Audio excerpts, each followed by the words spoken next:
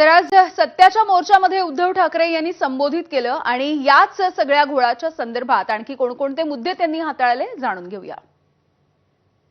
माझ्या आठवणीप्रमाणे संयुक्त महाराष्ट्राच्या नंतर महाराष्ट्रामध्ये सर्व राजकीय पक्षांची एकजूट पहिल्या प्रथम झाली असेल।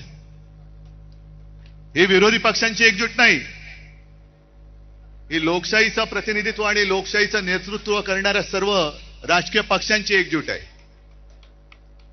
आणि मतचोरी करणाऱ्यांना सांगतो की आज नुसती ठिणगी बघताय, या ठिणगीचा वणवा कधी होऊ शकेल एवढं लक्षात ठेवा। तुमच्या बुडाला आग लावण्याची ताकद या ठिणगीमध्ये आहे।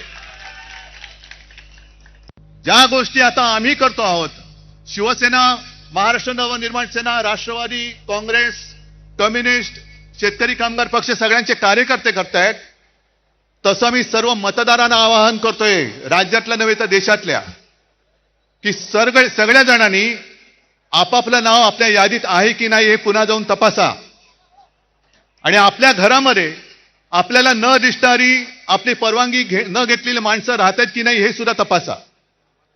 कारण जर शौचालयामध्ये 100 माणसं राहत असतील तर तुमच्या घरात किती राहू शकतात?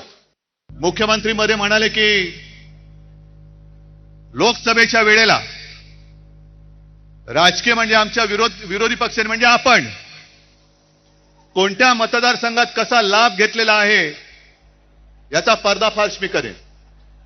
मी मुख्यमंत्र्यांना तुमच्या सगळ्यांच्या साक्षीने आव्हान देतो आहे की तुम्ही आमचा पर्दाफाश कराच, करूनच टाका एकदा। काय ते दूध का दूध, पाणी का पाणी। पण जेव्हा मुख्यमंत्री असं बोलतायत याचा अर्थ मुख्यमंत्र्यांनी सुद्धा ते मान्य केलंय की मतचोरी झालेली आहे, मतचोरी होते आहे।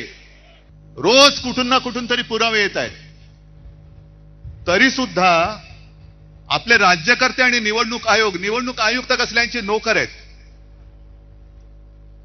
आणि यांची खाका। मी अनाकोंडा का बोलतोय? काहीतरी गंमत किंवा चेष्टा मस्करी करायची म्हणून नाही बोलत आहे। यांची भूक क्षमत नाही। आपला पक्ष चोरला, निशाणी चोरली, नाव चोरलं, अरे माझे वडील चोरायचा प्रयत्न करतायत आणि तेही पुरेसं नाही म्हणून आता मतचोरी करायला बघतायत।